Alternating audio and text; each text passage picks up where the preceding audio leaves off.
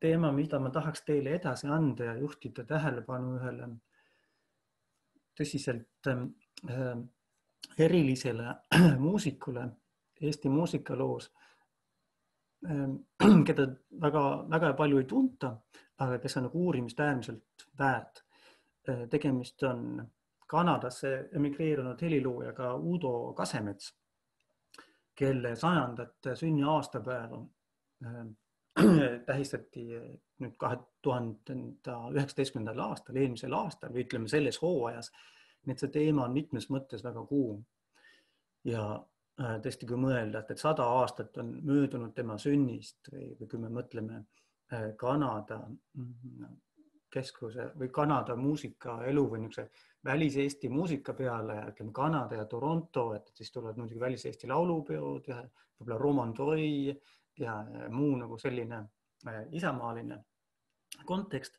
Aga see, mis Udo Kasemets tegi, oli nagu totaalselt pöörane avangard ja ei ole Eestis, nii-öelda kodu Eestis ega ka kuskil mujal maal vastu panna ühtegi niivõrd isikupärast, erilist, julget silmadega ettepoole vaatavat kunstnikku.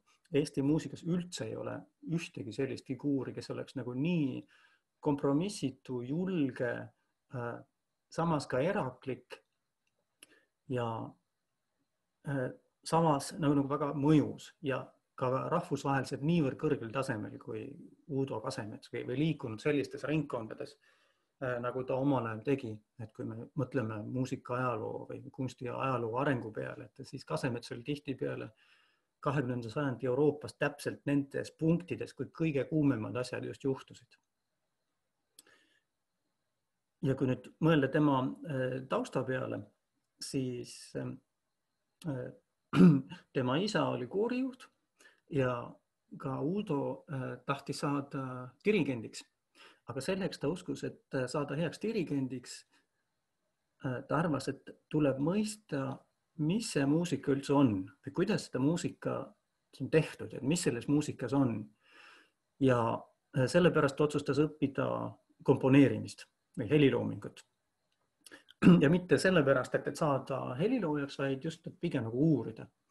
Ja see on iseenesest üks määravamaid punkte tegelikult kogu tema eluteel, et see küsimus, mis on muusika, kuidas see toimib, mis seal sees on, kuidas see meile mõjub, miks ta nii on. Et just see küsimuste küsimine on kõige tähtsam punkt Kasemetsa kogu nagu elutöös. Ja Kasemetsa isa Anton Kasemets pani ta õppima konservatooriumis siis tol ajal just Tallinnasse tulnud suhteliselt noore helilooja Heino Eller juurde. Et Heino Eller siis, kui Eesti muusika on suur kuju või nagu erakordselt lugupeetud õppejõud, siis oli veel vähe tuntud, aga ometigi Anton Kasemets nägi ära, et seal on midagi erilist. Ja Kasemets on rääkinud, et üks oluline pöördepunkt tema elus ja muusika mõistmisel oli selles, et Heino Eller tutvustas talle Palestrina muusikat, Giovanni Battista Palestrina, renessansaja suurmeister, ütleme, Da Vincist natuke hilisem, umbes sama aeg, selline kõrg renessans.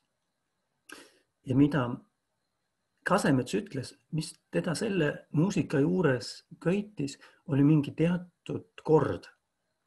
Mingi kord, mis on palju suurem kui inimlik korrastatus.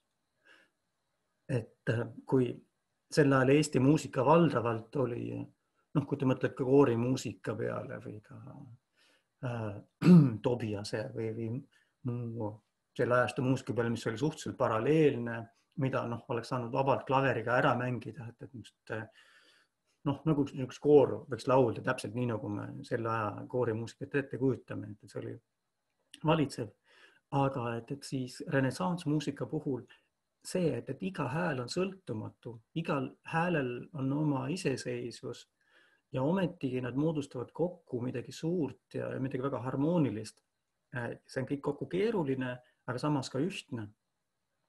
Nii et mida Kasemets ütles, et ta mõistis, et nende reeglite ja süsteemide taga on midagi palju suuremat kui see, mida me suudame tegelikult näha või kirjeldada.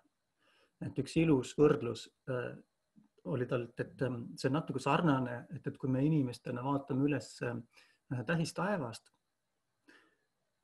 ja me näeme seal neid mustreid ja tähtkujusid või lihtsalt mingisugust maagilist öise taeva võlu, aga see universumi meeletu kord, mis seal taga on midagi nii suurt ja võimast ja ilusat, et mis on, me teame, me tunneme, et see, mis seal taga on midagi niivõrd palju suuremat ja kõikehõlvamat kui ainult need tähetäpid, mida meie silm haarab. Ja selle koha peal võib-olla lihtsalt, et nagu konteksti asetada nüüd hilisema Kasemetsa tegevusega, et siis võib-olla kuulakski natuke Palestriina muusikat. Selleks ma pean jagama oma ekraani.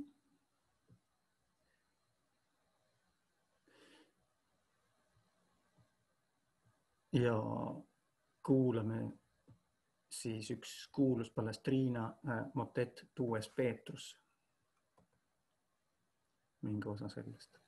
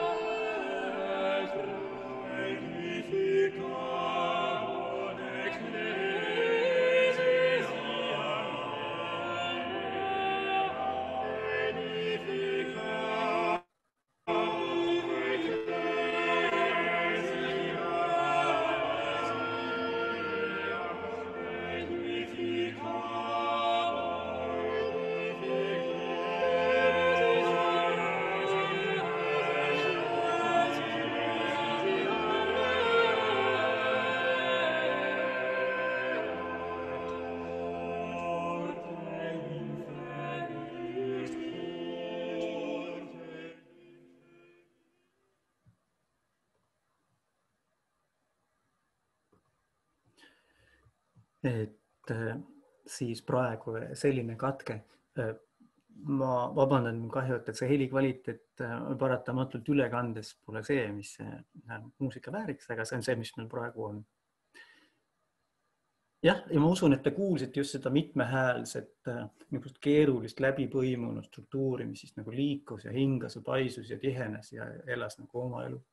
Et see oli siis nagu üks 3 olulisest ahaast, ütles Uudo Kasemets tema loomadeel. Siis järgmine faas, mida on oluline teada, et Kasemetsade perekond sõja ajal, nii et see Elleri juures õppimine 1941 ja sõja ajal nende perekond põgenes sõjajalust ja nad jõudsid Saksamaale, olid seal põgenikelaagris ning peale sõja lõppu 1949. aastal Kasemets püüdis jätkata oma muusikaõpinguid ja astus Stuttgardis muusikakõrgkooli ja kuivõrd ta jätkuvalt tahtis saada dirigendiks ja neil ei olnud sel ajal peale sõda dirigeerimise õppejõudusid, siis ta olude sunnil astus kompositsiooni. Aga mis oli tähtis, et sellel ajal 1949, see on siis tõesti Euroopa peale sõda, kus kõik oli nagu muutumas ja otsiti nagu midagi uut.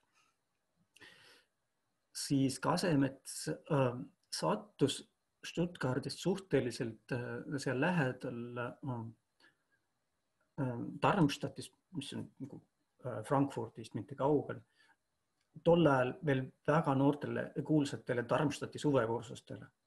Ja see on 20. sajandi modernsemas muusikas üks nagu selline tõeline meka, et just 40ndate lõpust 50ndatel ja hiljemgi ja need kursused toimuvad tänapäevani, on see olnud üks tohutult oluline muusika arengut edasi lükanud kogunemispunkt, kus said nagu kõige tulihingelisemad heliloojad kokku ja toimusid kontserdid ja meistrikursused ja jagati kogemusi ja vaieldi. Ja siis 1949 oli see veel täiesti algusaegadel ning Kasemets oli seega siis absoluutselt esimene eestlane, kes sinna sattus. Järgmised, ma julgegi väita, kes oli 2000-ndatel või oli ka vahepeal keegi teine käimas. Aga igatahes ta puutus siis kokku sellise pulbitseva, tärkava, uue Euroopa nüüdismuusika kultuuriga, kus väga suured küsimused olid filosoofiale, Theodor Adorno oli seal üks keskseid tegelasi, aga kuidas siis muusikat tuua. Ja see, mida ta kuulis, oli nagu niivõrd erinev kõigest sellest, mis oli tema varasem kogemus. Ja samas ühtlasi, seda nimetas 12 eri tehnika, komponeerimispõhimõte, mis Lääne-Euroopas 20. aastatel levis, et ta õppis seda kasutama. Ning mõne aja pärast, kui Kasemetsade pere omakorda emigreerus Kanadasse, siis Kanadasse saabudes oli Kasemets nagu väga sellise uue laenguga helilooja. Et tema oli kursis, mis Euroopas toimub, et ta oli olnud just sellest tulipunktist, tal oli nagu kaasa tuua mingisugused uued vaated ja kogemused ja ka sel ajal saabus Torontosse ja Kanadasse ka teisigi sõjapõgenikke, nii et seal oli omamoodi tärkav seen. Aga mis on muidugi tähtis, on see, et kuidas Kasemets üldse sinna suvekursustele jõudis või miks ta sinna läks või kuidas on võimalik, et ta sellest väga toona veidrast asjast suutis vaimustuda, on kahtlemata oluline, et tema võime tunda huvi ja ka ilmselt mingisugune ülim tundlikkus näha, et ahah, siin midagi on, et siin on midagi olulist, et siin on midagi, mis võib aidata meid lähemal sellele, mis muusika on. Nii et 50. aastatel Torontos Kasemets oli üpris oluline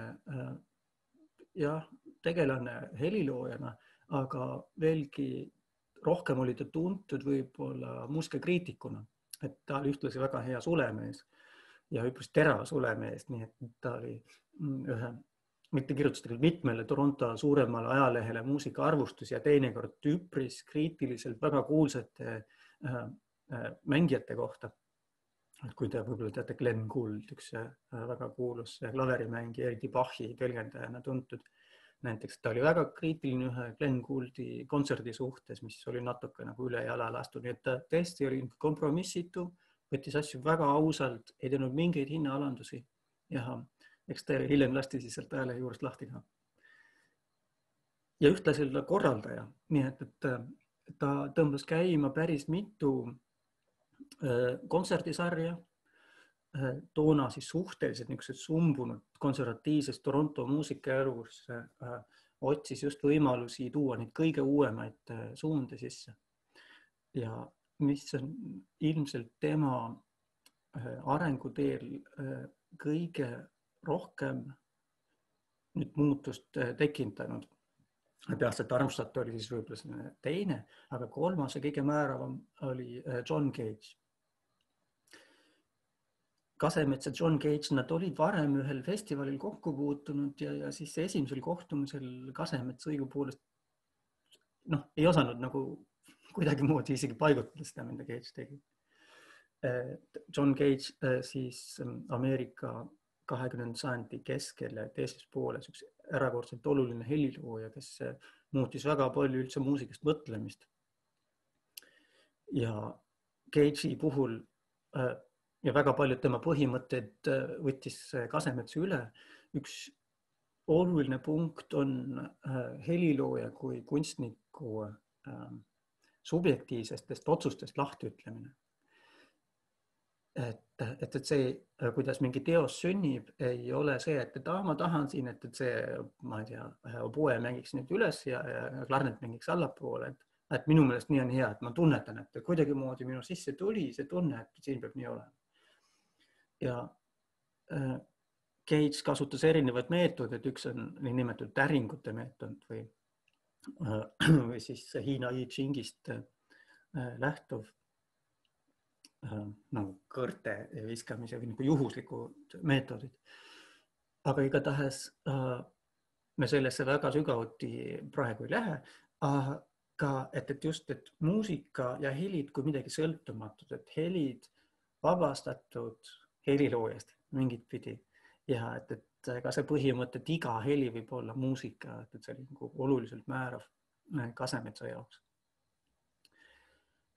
Ning Kasemets niimoodi sügavuti kohtus Cage'iga tegelikult läbi raamatu. Et teda oli kutsutud New Yorki ühe küllaltki prestiižse kompositsioonikonkursi žüriisse ning ta läks ühte kindlasse raamatupoodi, mis ta teadis, et see on alati hea ja värske valik. Ja seal oli parajasti suhteliselt värske John Cage'i raamat Silence välja tulnud. Ja Kasemets vaatas, ostaks ja läks hotelli, avas selle raamatu ja siis ta on hiljem öelnud ja enam välja ei tulnud. Nii palju, kui ta oma kohustused pidi täitma, aga kogu selle oma New Yorgi reisi ta veetis, mis on igal juhul eriline siis ja nagu ka praegu. Kogu oma New Yorki aja ta veetis hotellitoas ja luges järjest Cage'i tekste. Ja see oli midagi sellist, mis resoneeris niivõrd tema vaadetega või tema otsingutega, et väga paljud John Cage'i vaated on see, mida ta paljustki nagu võttis üle, mingis mõttes ka arendas edasi ja mis määras tema muusikat. Nii et kui tema varasemad teosed olid ikkagi nagu niimoodi traditsiooniliselt noodipaberil välja kirjutatud partiid erinevatele pillidele ja siis kas ühes või teises tehnikas komponeeritud teosed, et siis tema muusika peale seda oli midagi kardinaalselt teistsugust. Ja üks oluline punkt, mida ta luges välja Cage'i mõtlemisest ja mis langes kokku tegelikult ka selle Ellerist inspireeritud või Palestrina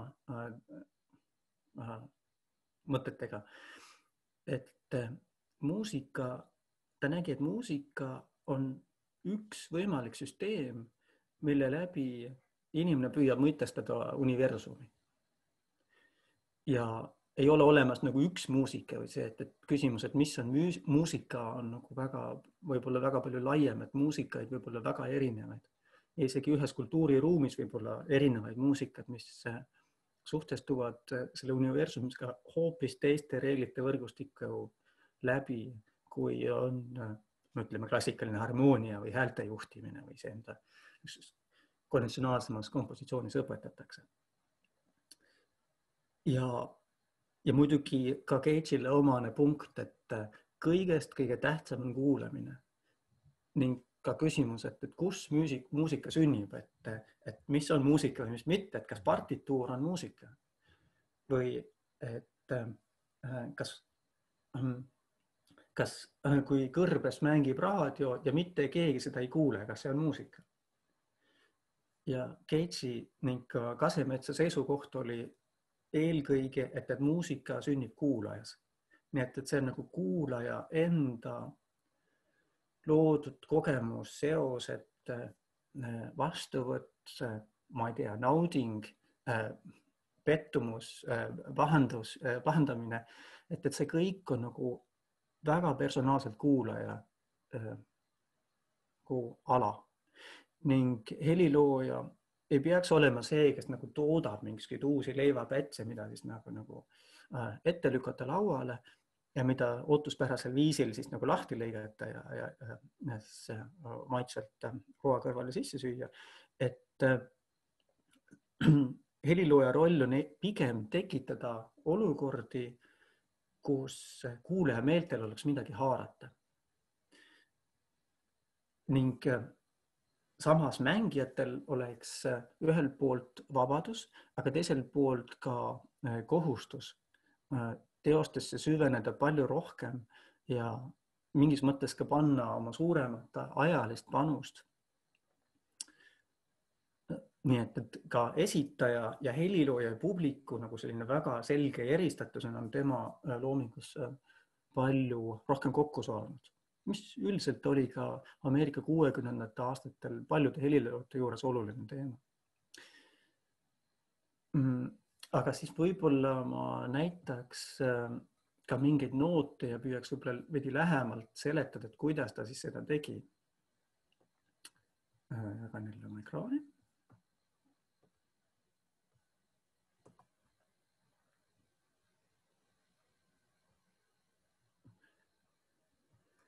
Nüüd peale sealt 60. algusest ei ole Kasemetsal peaaegu ühtegi traditsioonilisesse notatsioonis teost ja väga paljud teosed on tal kirjutatud, enamus tema lugudest on kirjutatud trükimasinaga. Nii et need on väga suures osas tekstilised juhised või siis ka graafilised palad. Ja siin on nüüd üks tema krestomaatilisi teoseid suhteliselt varastest 60-ndatest, Timepiece. Ning see teos oli ka John Cage'i 60-ndate lõpus koostatud väga olulisest raamatust Notations, kuhu Cage ja tema abilised Alison Knowles koostasid tolle aja kõige eesrindlikumast tõesti nagu maailma tasemel heliloojatest lühikesi teoseid, mis suures osas olid kas siis graafilised partituurid või tekstipartituurid või mingil muul moel kontseptuaalsed. Ja siis Udo Kasemets oli üks neist valitutest, nii et see nagu tõesti tolle ajastu nagu absoluutselt tippseltskond. Ja see on nüüd see teos, mis seal väljas oli. Mida tavaliselt tuuakse igal pool näiteks on nüüd see graafiline osa sellest teosest. Et kus te näete, jah, et see põhimõtteliselt ongi selle teose noot. Et jah, nagu te näete, siin on nagu suhteliselt lihtsad graafilised sümbolid, nagu punktid, kriipsud ja siis need sõõrid. Aga mis on Kasemetsa puhul tüüpiline, et sellega kaasneb siis terve hulk reegleid ja põhimõtteid ja see süsteemi kirjeldust, kuidas seda teost peaks siis lugema ja tõlgendama. Ja ma võin teile kinnitada, et need reeglid esiteks on nagu väga põhjalikult läbi mõeldud, et iga asi, iga detail, mis siin on nagu omamoodi süsteemi, see tähendab midagi. See, et siin on näiteks väiksed punktid ja suuremad ja et mis pidi seda lugeda või et kui sa alustad siit, kuidas sa siis peaksid minema, mis juhtub helivallusega. Et päris üksikasjalikult me nendesse reeglitesse praegu ei lähe, et seda võib lugeda igat pidi, et kriips, siis sõõr ja punkt peaksid olema 3 eristatavat erinevat helisündmust ning siin on nüüd erinevad reeglid, et mismoodi nende vahel peaks liikuma ja kuidas erinevad heliparameetrid siis muutuvad, kui minna ühelt teisele ning see, et kas siin on ühtlasi ka niisugused suured kolmnurga alad, et kui liikuda siis kolmnurga tipu poolest nagu haarde avanemise poole, siis peaks helivaljus suurenema ja vastupidi. Ja ühtlasi oli siin ka mitmeid erinevaid põhimõtteid, mismoodi siin selle skeemile siis peaks ringi liikuma. Nii et see on omamoodi suurepärane kombinatsioon ühelt poolt vabadusest, et mis need helid lõpuks on absoluutselt mängija enda vastutus. Ja teiselt poolt mingit teatud süsteemist, mis omal moel on nagu väga ilusalt staatiline, et heliteos kui lihtsalt fikseeritud reeglite hulk, et ta on mingis mõttes väga lähedane, et ka see reeglistik on lähedane sellele graafilisele partituurile. Et kui me peaaegu alati mõtleme, et muusika on ajas kulgev, siis Kasemetsa teosed tihtipeale nad ongi niivõrd abstraktselt fikseeritud süsteemid, mis annavad võimaluse nende helidele või sellele muusikale. Aga ometigi see süsteem või need struktuurid tagavad ühelt poolt selle, et mängija ei saa seda suvaliselt minna mängima, kui ta vähegi tõsiselt asja võtab.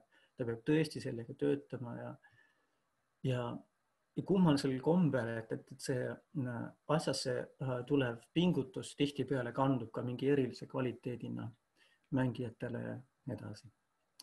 Ja siis kuulakski ühe tõlgenduse nüüd sellest teosest. Siin mängib üks Kasemetsaga väga tihedalt koostööd teinud pianist Stephen Clark, siis tema versiooni sellest teosest Timepiece.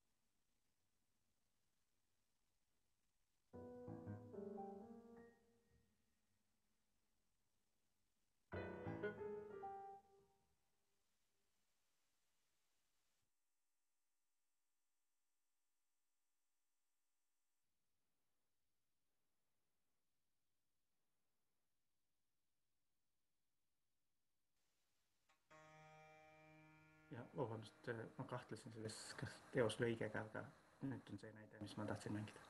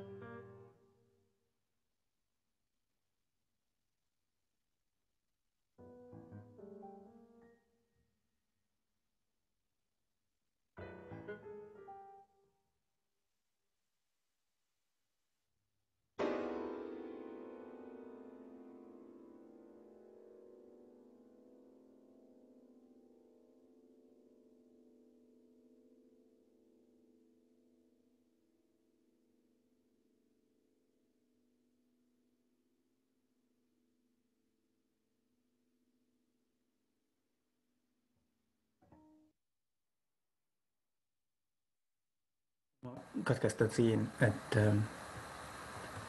enam-vähem anda nagu aimu siis nagu sellist helisest väljundust. Ja loomulikult see on iga kord erinev, tõlgenduse erinevatel mängijatel erinev. Ning paljud tolle 60. aastate teosed on nagu tõesti üpris keerulised, nii et sellised nagu üks kerge näide. Nüüd teine tahk 60. aastate Kasemetsa loomingust oli ka, mida ta võib-olla hiljem ise nii väga ka ei kommenteerinud, oli selline natuke nagu võiks öelda nagu mäslev avangard helilooja. Ja kuivõrd tol ajal muusikute hulgas ta ei leidnud nagu väga häid partnereid, et seal oli mängijaid, aga nagu mõttekaaslasi ja sama nagu julgeid loojaid oli rohkem kunstiringkondades. Ja ta õpetas Toronto muusikaülikoolis mingi aja, aga hilisemad aastakümned olid ta väga armastatud õppejõud just nimelt Ontario kunstikolledžis. Nii et aastakümneid õpetas seal ja tutvustas muusikat ja ka töötas õpilastega, tegi nendega muusikaprojekte, nii et see oli ka talle palju lähem. ja siis üks kuum koht Torontos tol ajal, Isaacs Music Gallery, oli õigupoolestus kunstigalleri, kus toimus seeria kontserte, mida Kasemets korraldas, ja lihtsalt üks näide tema ühest tekstipartituurist. Nii et see on siis selline üheleheküljeline teos, Sound, Smell, Taste, Touch. Ning kus on siis kirjeldatud, et see teos alapealkirjaga How to take a trip without LSD. Jah, te siin osaliselt saate ka lugeda, aga põhimõtteliselt, et selle teos siis toimub nii, et on nagu kinosaal ja siis rahvast tuleb sisse ja neile justkui on nagu filmi ootel ja neile pakutakse siis suhkruvatti või siis midagi muud, hästi kleepuvat ja magusat. Nii et siis nagu see maitse element on kohe sees. Ja samal ajal käivitatakse siis kinoprojektorit ja lastakse efektiga linti sealt läbi, et justkui nagu käiks mingisugune tehniline testimine. Ja siis juhul, kui kõik inimesed on saalis, et justkui see kinoseanss võiks alata, siis lastakse kõmm kõik pimedaks ja algab väga vali muusika. Et siin on ka teema siis soovitus, et tolle aja Ameerika avangardi pärib kõvade tüüpide muusikast. Ja on totaalne pimedus. Ja kui siis publik sööb oma seda suhkruvatti või mis neil on ja kuulab seda jõhkralt välju muusikat, siis ühel hetkel hakatakse ruumi laskma lõhnasid. Et siis, mis on kõigepealt võib-olla natuke pehmemad ja siis hiljem teravamad ja hiljem nagu päris peale tungivad nagu kummi, kärsatamisais ja muud sellised vääveldioksiid. Ja sellel ajal, kui siis publik saab aru ja kui see on nagu jõudnud oma haripunkti, siis lastakse publikule peale kukkuda suur võrk. Nii et inimesed saavad aru, et nad on püütud lõksu kogu kontserdi ajaks. Ja siis ühel hetkel lõpetatakse muusika ära, see lugu on läbi. Nii et siis natuke Ameerika 60. aastaste flaksuse stiilis, kus nagu seati küsimuses alla kogu institutsionaalne kunsti tegemine, et see on natuke selles vaimus, aga tõesti väga radikaalne. Ja meil ansambel Uuga, nüüd kui oli Uudo Kasemets 100 kontserdit novembrikuus, siis me tegime seda lugu ka Kanuti Gildi saalis. Ja see toimus väga hästi ja publikul väga tore. Igatahes, kui tõesti mõelda Eesti muusika peale samamoodi 60. aastatel, siis on see midagi väga erinevat ma ei tea, Artur Kapist, kes sel ajal veel toimetas. Et see on siis nagu üks selline radikaalne pool. Aga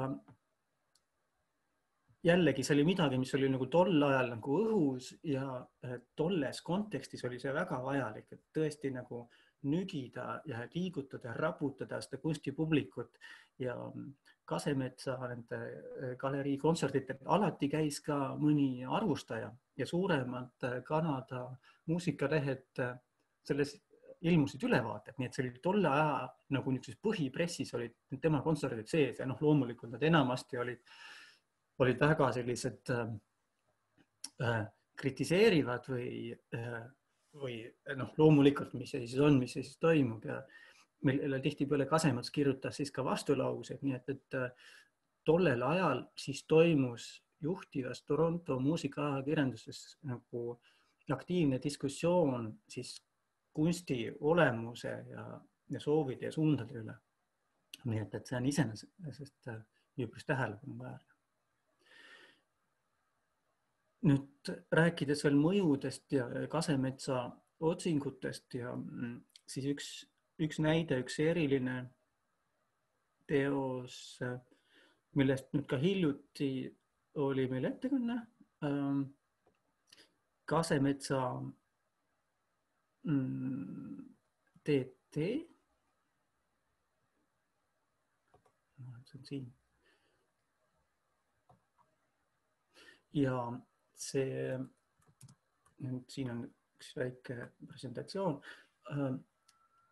et siin on nagu hea ühtlasi tuua ka paralleeli veel kahe olulise heliloo või mitte heliloojaga, aga mõtlejaga, kes on nagu tugevalt Kasemetsa loomingut mõjutanud. Nii et see TT Tribute to Buckminster Fuller, Marshall McLuhan ja John Cage. Et siis võib-olla eelkõige peaks mainima Marshall McLuhan, kes on oluline meedia uurija. Ja et McLuhani The Media is the Message ja tema Global Village ja niisugused absoluutselt märklaused ja terminid, mis on nagu tõesti nagu väga tugevalt mõjutanud hiljem meediast mõtlemist ja see, mis ta 60-ndatel ette nägi, on väga suuresti see, mis meil praegu on. Ning üks teema, millega McLuhan tegeles ja mis ühtlasi Kasemetsa tugevasti ka puudutas, oli erinevate meediate koosmõju. Et kui McLuhan rääkis just, et meie inimesed on jõudnud trükijärgsesse aega, et kui enne inimene luges raamatut ühte nagu meediat ühel ajal täie tähelepanuga, et siis nagu näiteks televisioon, kus sul tuleb pilt ja heli ja võib-olla samal ajal toas keegi toimetab veel midagi. Juba see, et sul on nagu mitu kanalit, mis mõjutavad sul korraga mitut meelt. Et see McLuhan nimetatud hot and cool media, et kas sul on siis, kust teos jõuab sinuni ühe meele kaudu kontsentreeritult või siis just nagu väga mitmelt poolt korraga, väga mitmel meele kaudu korraga. Ja see on ka üks teema, mida Kasemets päris paljudes teostes kasutas see, et sul on nagu väga palju kõike ümberringi, et nagu seesama see smell and taste, et siin oli natuke puust ja punaseks tehtud, et kõik need meeled, aga paljudes teistes teostes ka, et publiku ümber toimub nii palju, et selle vahel nagu selge suhte või narratiivi lugemine on igal juhul võimatu, nii et publik on igal juhul selles olukorras, kus ta peab lihtsalt nagu ühel hetkel natuke võib-olla isegi kaose olukorras tegema otsustusi, et nii, et nüüd ma jälgin seda või toda ja samas see kõik kokku moodustub ka ühtlasi mingi terviku. Ja John Cage'i me natukene juba mainisime, et John Cage'i indeterminacy ehk siis ettemääramatus oli see printsiip, kuidas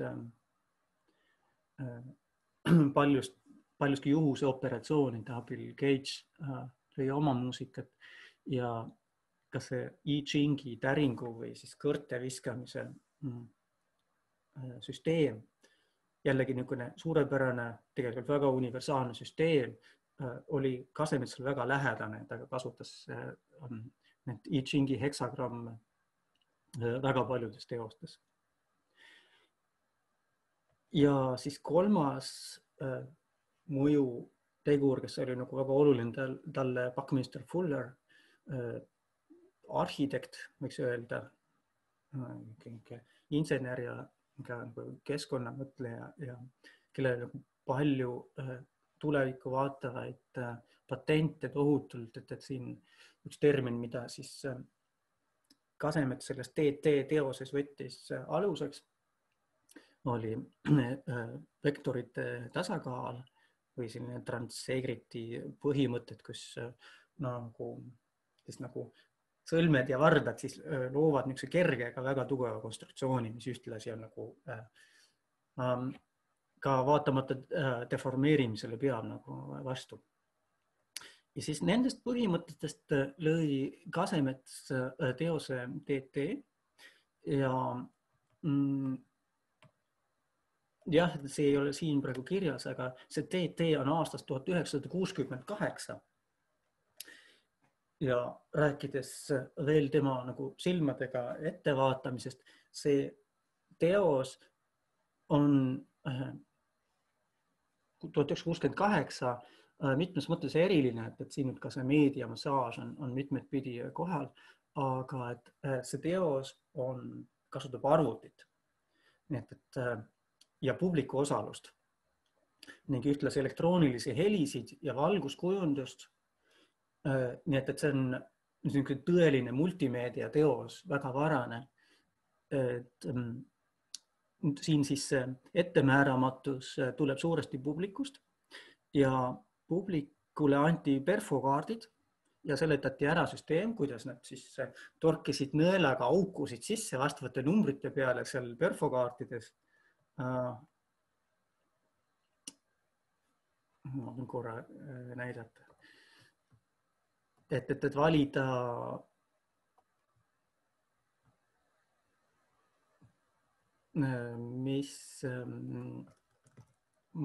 milliseid parameetreid nad soovivad kuulda. Siin on nüüd selle teose nood nii-öelda.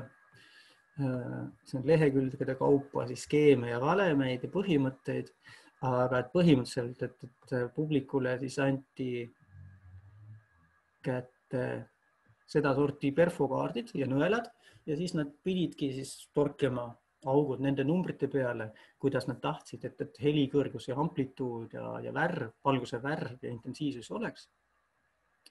Siis need kaardid koguti kokku, seega kuidas neid auke pidi torkima oli kindla süsteemi järgi.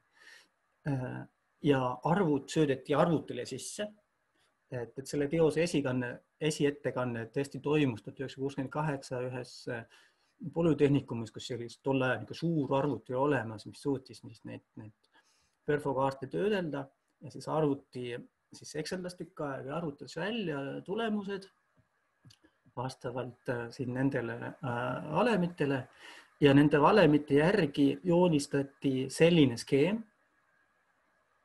mis on siis ühtlasi partituuriks mängijatele, et seda siis mängijad, kes siis mängivad elektroonilistel helidel pille või juhivad valgust või video või pilte, mis pidid omakorda olema seotud nende kolme autoriga, siis Cage, Fuller ja McLuhan. Et sellest sünnib siis teos. Nii et tõesti, kui te mõtlete tagasi 1968, et kõik sellised kuumad teemad, mis ma arvan, isegi oleme kõik kogenud nagu multimeedia, mis kuskil 90-ndatel läks nagu kuumaks või publiku osalus, mis tegelikult, ma ei tea, 2000 aastate alguse teema pluss arvuti pluss elektroonika ja nagu selline totaalne selle juhtimine, et see on iseenesest väga siiski eriline näide. Ning me oleme seda teost ka ette kandnud nüüd Kasemets 100 kontserditel, aga nüüd hiljuti ka nüüd selle eraldatuse ajast 2 nädalat tagasi rühmituse Elektron, endine MIM stuudio, korraldas väikse küberneetilise festivali ja seal me siis esitasime nii, et iga elektroonika ja videomängi oli oma kodus ja publikud siis läbi veebiliidese said justkui need perfokaardid kätte ja see teos jaguneb siis 9 lõiguks, kus siis erinevaid andmeid sisestatakse ja analüüsitakse. Nii et ma mängiks võib-olla ühe väikese näite nüüd siis sellest teosest TT ja Eesti elektroonilise muusika ansambel esitab siin.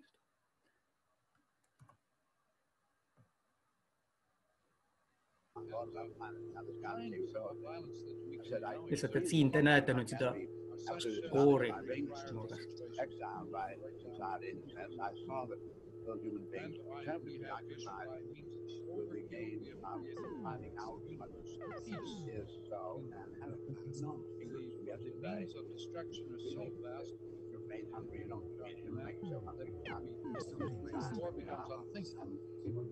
So, in the same way, people regard the machine by medium and by situations where you are dialogue rather than just self-expression. Violence is kind of self-expression. And so that the quest for identity, the person who is struggling to find out identity by all sorts of maladjustment. Such a person is a certain person, of course.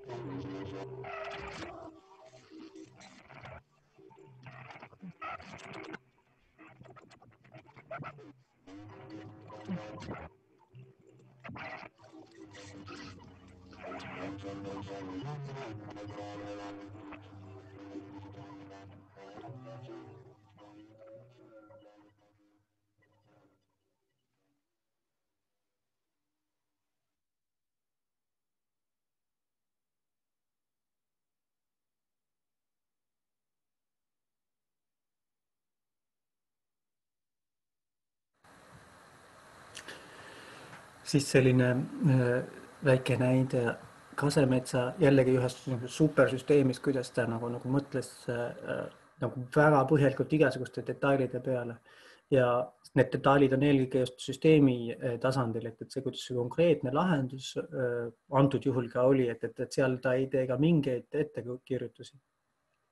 Ja kui me käisime ansambliga Kanadas sügisel, et kohtuda muusikutega, kes olid temaga lähedalt kokku puutunud ja temaga koos tööd teinud, siis Kasemets kunagi ei teinud nagu ettekirjutusi selle suhtes, et mismoodi see täpselt peaks kõlama, aga küll tema jaoks oli tähtis just nagu üldise filosoofilise ja suhtumise tausta ettevalmistamine. Ja tema jaoks just see pühendumus oli väga tähtis. Ja mis tema teostas iseenesest on selles suhtes väga tugev, erinevalt päris paljudest graafilistest või nii-öelda avatud partituuridest. Et kuidas siis tagada see, et see mängija ei võtaks asja suvaliselt, et see ei ole improvisatsioon. Väga paljud tema teosed, see ei ole improvisatsioon, et sul on väga kindlad juhised ja see on tegelikult väga nagu range distsipliin, mida esitaja siis peab ka meelest kinni hoidma. Ja et mis siis on siis see, mis nagu edasi kandub, et praeguses veebiülekandes vaevalt siin midagi sellist kogemusest edasi tuleb. Aga noh, nii palju, kui te oskate aimata, et see on peaaegu raske seletada, et mis see siis on, mis toimib ja kas toimib. Et see ka, et publik ei saa sellest midagi või on pahane või marsib välja või et see on täiesti okei. Sellel on ka oma õu. Nii et süsteemid, Kasemetsa, Köitsid, siis kõik niisugused suured teatud universaalsusele või teatud suurele hõlmamisele mõeldud süsteemid, nagu näiteks kalendrid, Hiina või ka vanad asteekide kalendrid või Maia kalendrid, mis olid tihtipeale tema teoste eeskujuks. Ja ühtlasi ka näiteks tähistaevas, maailmaruum, matemaatilised süsteemid nagu Fibonacci read ja fraktaali teooriad. Näiteks rääkides fraktaalidest, mul ei ole helinäidet, aga võib-olla ühte nooti omamoodi väga ilus teos, mille nimi on 433 fraktaalid. Et 433 mõistagi on viide või vihje John Cage'i teosele 433, mida on nii palju igal pool tsiteeritud ja ma usun, teil on kindlasti see ka kuskil kohas vastu tulnud. Aga sisuliselt tegemist on siis teosega ja sellest on täiesti noot olemas. See on algne versioon, kuidas Cage seda ise esitas, oli klaverile, et siis ta läks klaveri taha, võttis noodi lahti ja istus. Ja siis teatud aja tagant pööras lehekülge, siis tuli teine osa, kus oli kirjas, igas osas ei olnudki midagi muud kui tühi leht ja kirjas taatset, mis tähendab vaiki. Ja niimoodi 4 osa.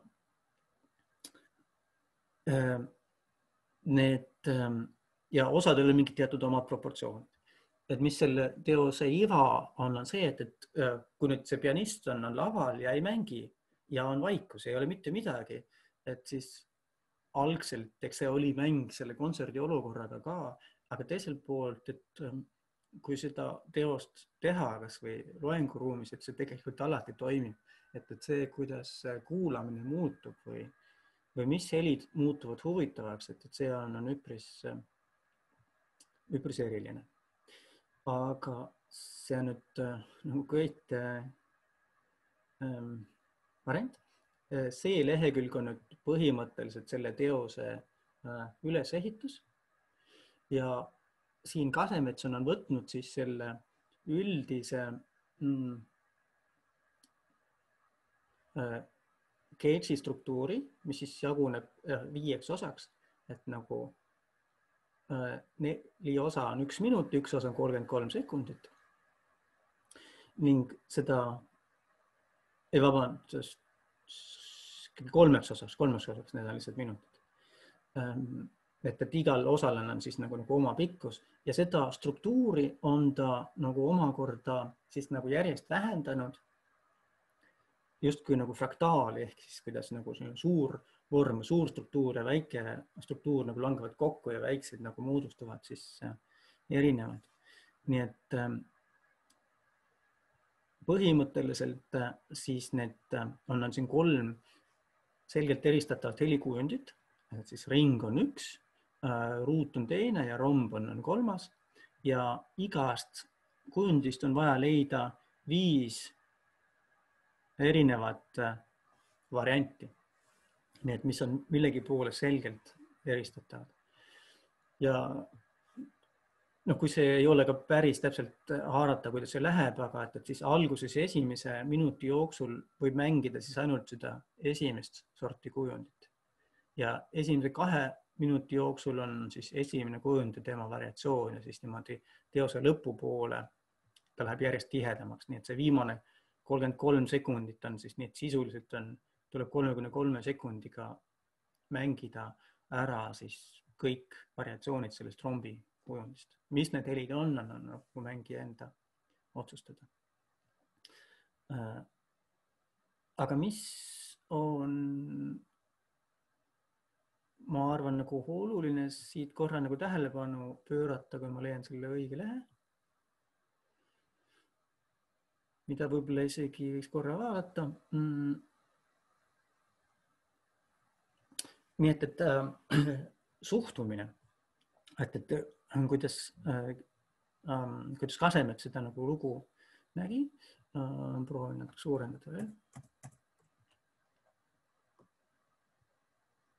Et kui me vaatame nüüd seda lõiku, et siis vabalt tõlkedes, et siin on tegemist John Cage'i teose ajavõrgustiga, et me siis esitajad ja ka kuulajad arendavad välja protsessi, kus me ühtlasi häälestume siis meid ümbritseva keskkonna helidesse ja ühtlasi tekitame ja kuulame helisid, mis õrnalt ja tasapisi muudavad selle keskkonna helilist omadusi, seda soundscape'i. See muusika, mis tekib sellest kogemusest, on midagi erinevat kui mis tahes muu muusika. Et see ei püüdle selleni, et väljendada tundeid või mõtteid. Ta ei ole vahend millegi, et demonstreerida tehnilist meisterlikkust või ütleme, et ebutada oma andekusega välja mõelda erilisi muusikalisi ideid. Ometigi see on muusika vaatamata oma lihtsusele, nagu esmaselt tuntavasse lihtsusele ja nappusele, nõuab väga intensiivset pühendumust ja seotust igaühelt, kes jagab seda kogemust, kuidas väga hoolikalt ja kiindunult kuulata üksikuid helisi, millele antud mingi teatud aja ja ruumi piirides. Et ka jällegi nagu väga ilusti sõnastatud tekst, et see suhtumine üksikutesse helidesse ja kogu oma kunstniku ego kõrvale jätmine on nagu hästi oluline. Me oleme seda lugu ka mänginud ja mul ei ole kahjuks siin käepärast salvestust, aga tööprotsessis on ka päris raske lugu mängida, et ühelt poolt, et tõesti valitseda neid 3 erinevat soundi ja nende erinevaid variante ja hoida meeles, millal sa mida tegid ja mis siis muutub ja kuidas see suhtestub. Et see on raske. Teiselt poolt omamoodi on üpris raske välja lülitada sellist tüüpilist esitaja mootorit, et ma pean midagi edasi andma või et ma pean kiirgama saali midagi. Et see on nagu hoopis teine suhtumine ja kui see nagu kätte saada, siis midagi erilist ja ilusat ja õrna läheb töö toimima.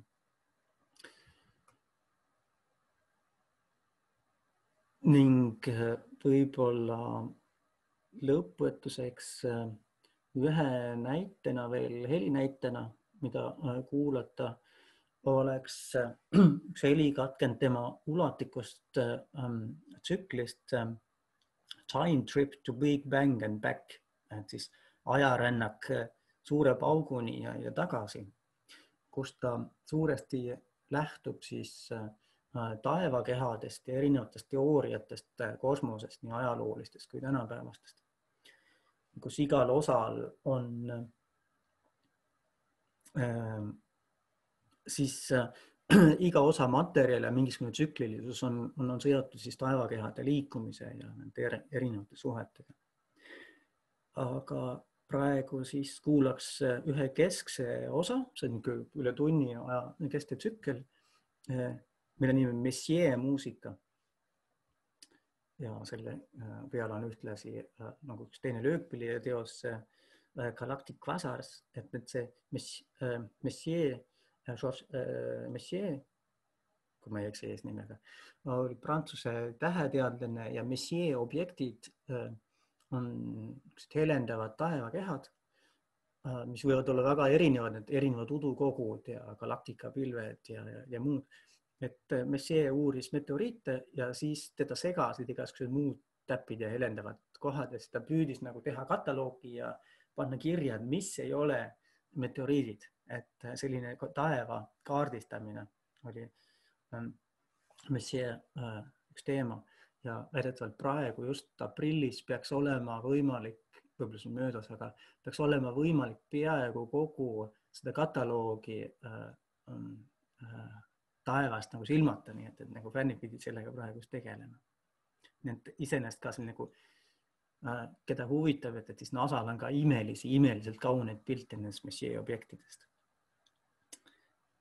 Aga siis viimase näitena kuulaks mõned minutid sellest Messier Music osast ja seejärel siis võime ka natuke arutada, kui teil on küsimusi või tahate midagi täpsustada.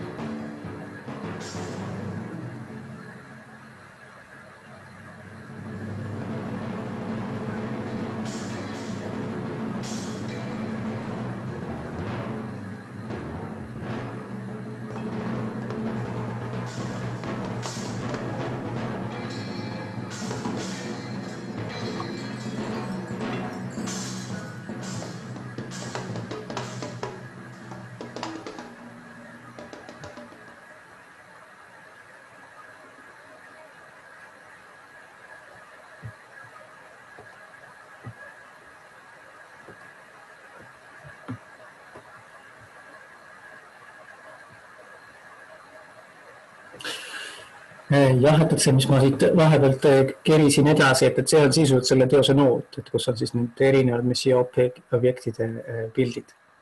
Ja 10 sekundi kaupa on siis need pildid toodud ja mängijad peavad seda siis tõlgendama. Ja vahepeal on ka siis need pausilehed, aga noh, siin oli praegu 2 teost nagu ülestikku, et siis need pausid tulid nii selgelt välja. Vabandust, et teil on mikrofon väga valjuks läinud. Selge, jah. Kas nüüd on parem? Jah, võib-olla isegi natuke rohkem. Jah, hästi. Hüva.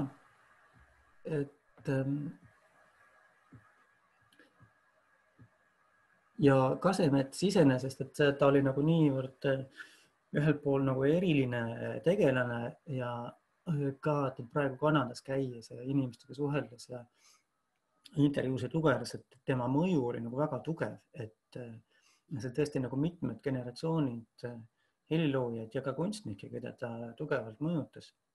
Samas ta ei olnud nagu selline populaarne või ta toimetas ikkagi väga väikeses ringis ja teda ei huvitanud absoluutselt selline enesepromotsioon või ega tema teosed ei olnud algselt anti välja, vahepeal ta siis lihtsalt tegeles nende muusikutega, temaga ringmuusikud, kes tema ümber oli ja peale tema surma on nendest väga suur osa Kanada Muusika Infokeskusse jõudnud ja suur osa on ka kätte saadavad. Aga jah, et ses suhtes üpris omapärane kuju, kes väga kindlalt uskus mingitesse teatud asjades ja tegeles sellega, mis teda huvitas. Jah, et ma pakungi, et võib-olla kui teil on nüüd küsimusi või mõtteid, et siis Urmo, ma ei tea, kuidas teil kombeks on, kas keegi tõstab kätt või teeb lihtsalt mikrofoni lahti? Jah, võib lihtsalt rääkida või siis chati kirjutada näiteks, kes rääkida ei taha. Andke julgelt teada.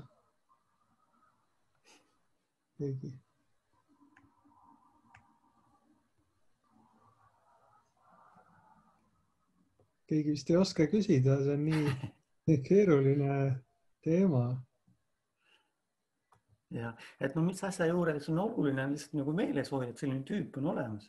Et jah, et see on teisejärguline, on ta nüüd Eesti või Kanada, aga ikkagi Eesti kultuurilooga seotud ja juba ainuüksi selle läbi, et mina praegu teile seda räägin ja teie võib-olla mõtlete mingi tahu üle ja muusikud mängivad ja inimesed loevad ja tunnevad huvi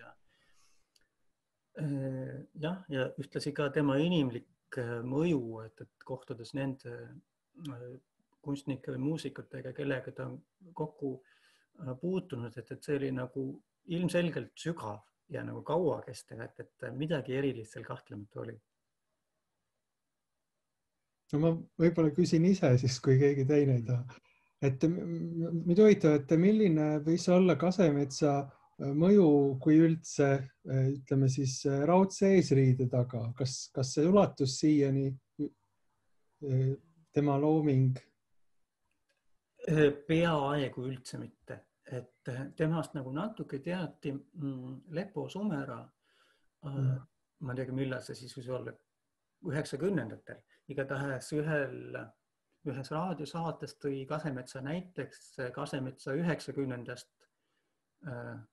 juubelikontserdist, et see pidi siis olema 99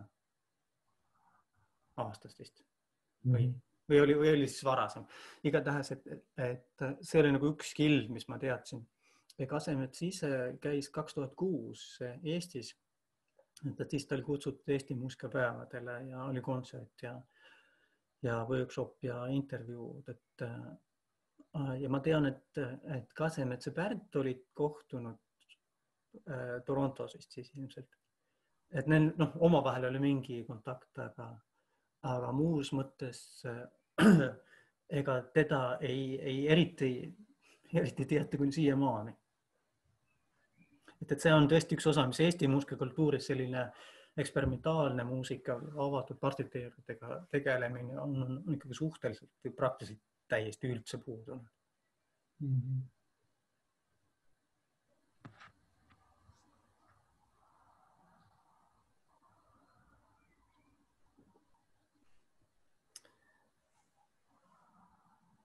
Ma ei tea, kui keegi rohkem midagi soovi küsida, siis ma tänan teid selle hea ülevaate eest sellest väga ainulaadsesse heliloojasse. Loodan, et selles mõttes väga inspireeriv, et kuidas võib üldse muusikasse suhtuda, kuidas võib muusikast mõelda, et see on kindlasti väga uus. Ma kopeerin võib-olla siia ühe artikli, mis ma olen ajakirja Muusika lingi sellele kirjutanud, et see on üks ülevaateks, on hea, aga eks tema kohta on ilmunud palju materjali ja mis on tegelikult väga kihvt on vaadata intervjuusid tema endaga, et kuidas ta seletab, et tema nagu olemus ja niisugune rahulik, aga väga nagu täpne väljendus on tegelikult hästi tore.